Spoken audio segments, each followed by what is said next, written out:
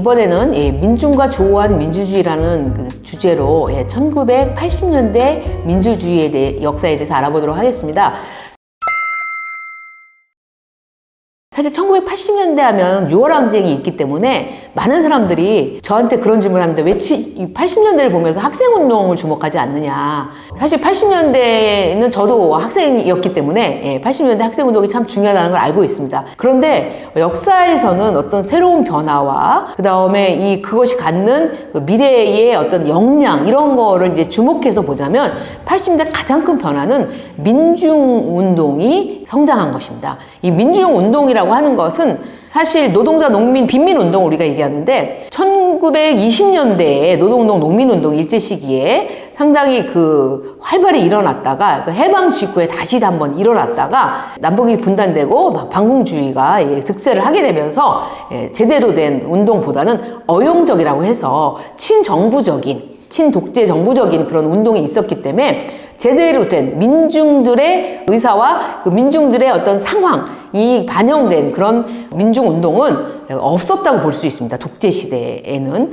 그러다가 1970년대에 민주화 운동 과정에서 그리고 기억하실지 모르겠지만 70년에 전태일의 분신 그리고 1971년 광주 대단지 사건에서처럼 이 경제의 성장에서 그 열매로부터 소외된 노동자, 농민들 그리고 빈민들이 적극적으로 이 민주화 운동 세력과 결합해서 하나의 세력화되는 시기가 1970년대였고 80년대 와서는 많은 조직들을 만들면서 중요한 역할을 하는데 이것을 그래서 제가 민중과 조우하다는 말은 만났다는 말이잖아요. 그래서 어떤 분들이 그런 질문을 해요. 왜 조우했다는 표현을 했느냐. 그거는 일제시대에 있었다. 해방 직후에 있었다. 완전히 사라졌다가 다시 이 민중과 민주주의가 만난 게 1980년대다라고 얘기를 드리고 싶어서 이런 주제를 이야기한다고 하는 거죠. 우리가 이제 민중의 세력화에서 70년대에 우리가 주목할 것은 일단 노동운동에서는 민주노조운동이 있었는데 이 민주노조운동의 가장 대표적인 게 동일방직, 지금 인천에 있는 동일방직에서 여성 노동자들이 노조를 만들려고 했을 때 남성 노동자들이 이걸 방해하면서 그 유명한 똥물 세례 그 전에 이제 탄압을 받을 때 나체로 항의하는 이런 일들이 있었고 그런 일들을 겪게 된 그 동일방직 여성들이 전면적으로 조직화되고 민주화운동에 지원을 받으면서 민주노조를 설립하는 데 성공하는 과정들이 있었습니다. 그 지난한 과정에 대해서는 정말 따로 설명을 해야 할 만큼 정말 뭔가 이렇게 눈물겹다라고 얘기할 수 있죠. 그런 노력을 했었고요. 정말 저는 사실 70년대의 민주노조 운동을 공부하면서 여성 노동자들이 사실 일제시대도 정말 많은 여성 노동자들이 파업을 많이 했거든요. 동맹파업을. 근데 그것도 사실 잘 안 알려져 있는데 1970년대도 거의 이 민주노동운동이 거의 여성들이 했다고 봐야 돼요. 그래서 이런 어떤 그 민주노조 운동이 있었고 그 다음에 노동운동 조직이 많이 결성이 됐었는데 이것이 1980년대 오게 되면은 학생들이 노동자들과 같이 연대를 합니다. 그때 그래서 노황연대라는 말이 있었습니다.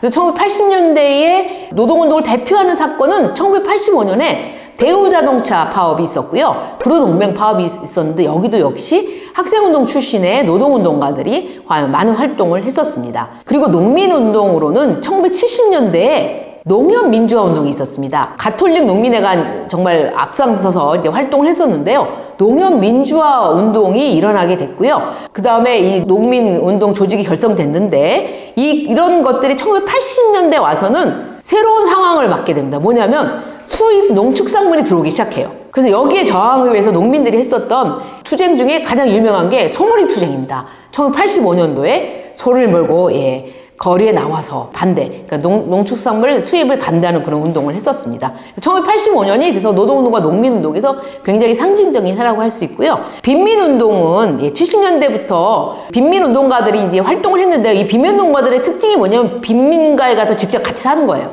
하면서 이제 같이 운동을 했었고 빈민 중에서도 이제 이 운동가들이 나오면서 이제 철거 반대 운동을 했었는데 1980년대에는 목동, 사당동, 상계동에서 있었던 서울의 세 지역에 있었던 철거 반대 운동이 가장 유명했습니다.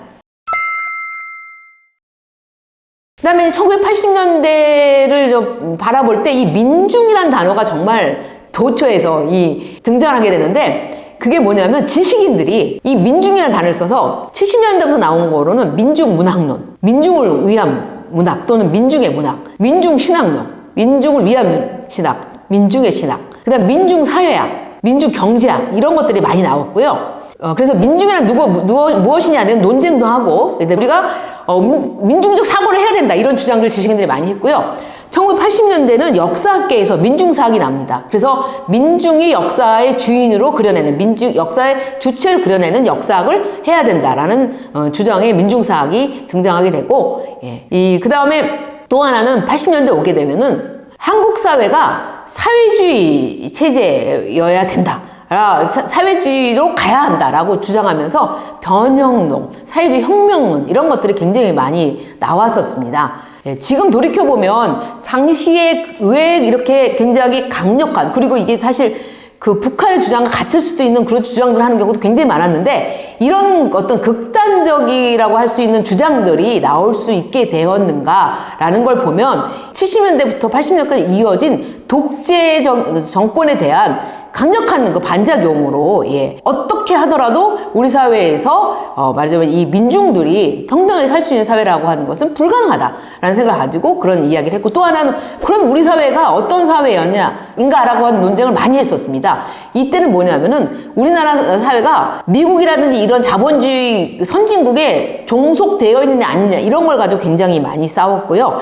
그 다음에 우리 사회가 자본주의가 어느 정도 발달한 거냐 이런 걸 가지고 한국 사회 성격 논쟁을 지식인들이 굉장히 많이 했습니다. 그리고 노동운동 이런 많은 운동들이 있게 되니까 우리가 지식인들도 뭔가 이런 민중과 함께 운동을 해야 된다 그래서 학술운동이라는 게 그때도 막 등장을 했고 정말 80년대에는 사방도처가 운동, 민중 이런 단어들로 정말 한 시대가 이제 흐름이 흘러갔고 그러한 노력 끝에 87년대에 사실 민주화 운동이 일어나게 된 거라고 볼 수가 있습니다. 그래서 87년 6월 항쟁으로 우리 사회가 민주화되는 데는 이런 어떤 운동들이 활발하게 있었고 또 하나 흥미로운 것은 우리가 지금은 사람들이 잘 모르는데 당시에 민중문화운동이 정말 강력했습니다. 저는 민중자가 들어간 운동 중에 1980년대 민중문화운동이 정말 강력했다고 생각하는데 일단 대학교에서도 이렇게 민중들의 삶을 우리가 공유하는 그런 여러 가지 탈춤이라든지 이런 전통적인 민속놀이를 하거나 대동놀이를 하거나